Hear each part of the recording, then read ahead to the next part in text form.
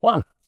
Was having a conversation with a business owner last week, and it's impossible for AI to not come up. And Mm. you just gave us great insight as to what we're doing internally with AI. Well, this particular woman was telling me about a 2026 report that came out, and I googled it and checked it out, and it talks about the disruption that AI is going to create in companies all around the world. And it talks about many positions, many really the employment is going to go away. So a lot of what I'm hearing in the trenches from business owners is the number one concern is I need to learn AI, but then once I do, what do I do with it? And oh my God, AI is going to do away with my team members, right? This is kind of the concern that's out there. So Yeah. my question to you is, from a I guess advertising marketing perspective, how are we positioning ourselves to say I gotcha during this?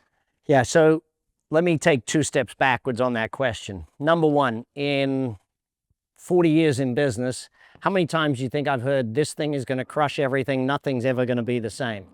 Y2K, the internet. Like no one's going to go to a restaurant ever again. They're going to, no one's ever going to go to a retail store ever again. High-end retail is at the highest it's been in the history of high-end retail, right? And yet no one's ever going to do it. Disney is more full today than it's ever been before because people are looking for experiential. And you have to remind yourself that what we do as coaches is live and local. What business owners have to remind themselves is that every change is opportunity. So let's look at the last massive disruption that moved the market far faster and far more than AI will. COVID. COVID virtualized the world 7 years in 1 year.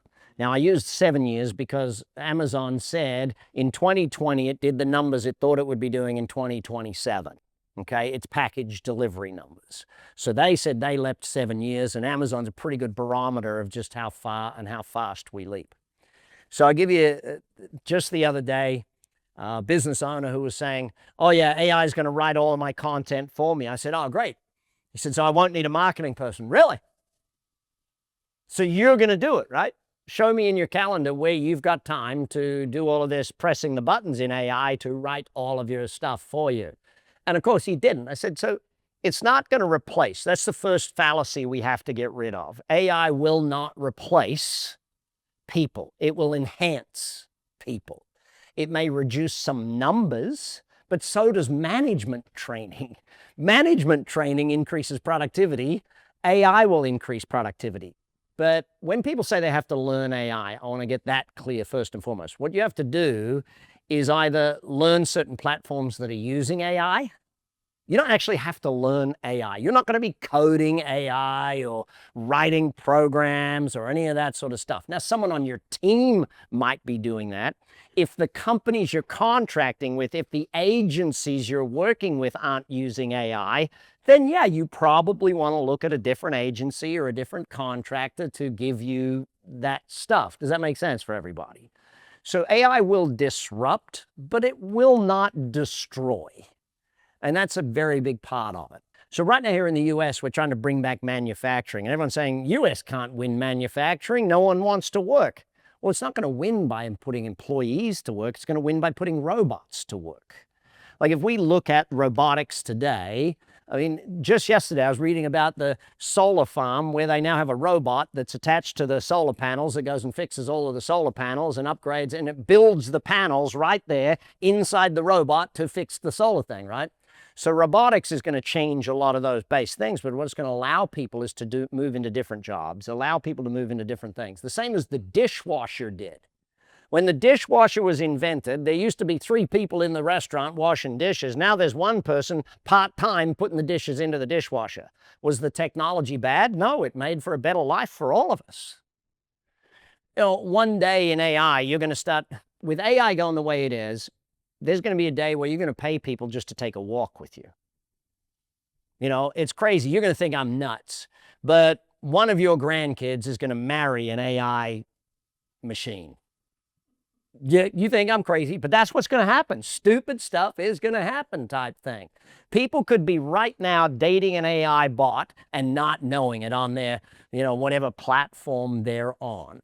No, it just is. It's what it is. You know, now it won't be the guys from other countries doing scams trying to take people out of money. It'll be an AI bot scamming people out of their money type thing.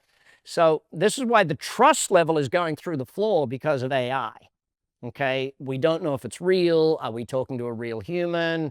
Are we doing all that? And that's why I know our AI directive is coming out for us. And when we're using AI, we need to, as a company, announce to customers we're using AI. Like an AI calling machine should up front say, hey, Linda, I'm Brad. I'm calling from Action Coach. Now, by the way, you'll notice that I am an AI assisted platform.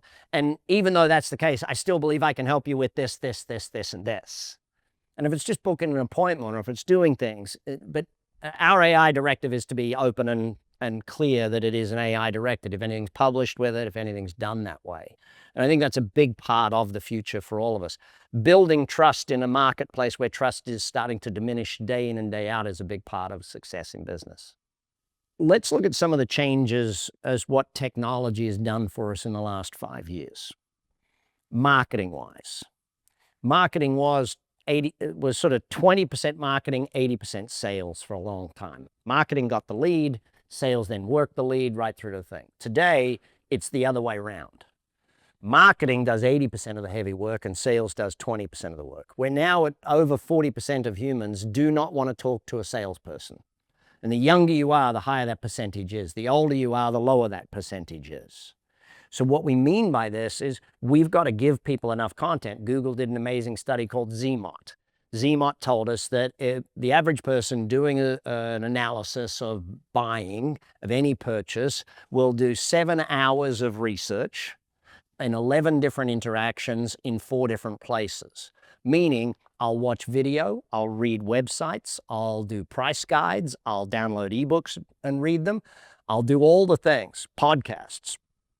I'll do 7 hours of research. Well, that number's coming down massively right now. Why? AI is doing the research for them. You press the deep research button. And so the greatest thing about AI is that someone using AI to do a search is right at the bottom of that funnel.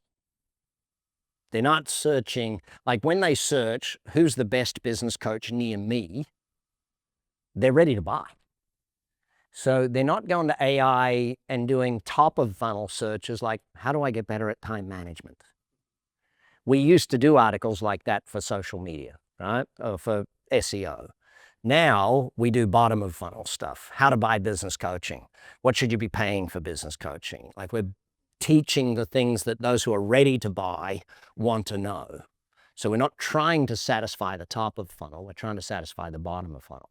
But like if you go onto our main website and you'll see the page how it works, someone can right there and then see exactly how business coaching works, exactly what we do, why we do it, how we do it. They can watch all the videos. And by the end of it, they just call you up, Linda, I'd like to start coaching, please. So marketing has to do the heavy lifting today.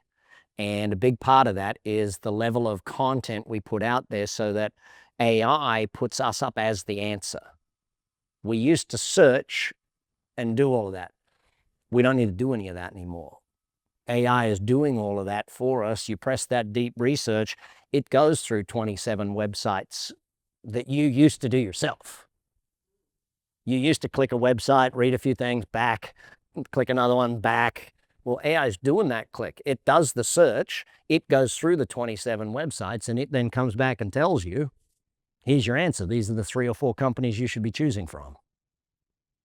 So marketing's got to do the heavy lifting by, like even yesterday, one of SEMrush has put a thing called Answer Rank on their site. And boom, all of a sudden now we start to see, it's like we've just finished building the website, but now we've got to add frequently asked questions on every single product page. Because what AI is looking for is tiny answers in things. So when you write an article today, your subheadlines have to be there because it's not trying to read the whole article. It's going to the subheadline that says the exact answer to what you think. You're wording things as answers to questions far more than you've ever done before. So FAQs has become one of the biggest wins on the web for AI right now. It's crazy, but these are the changes we lived through.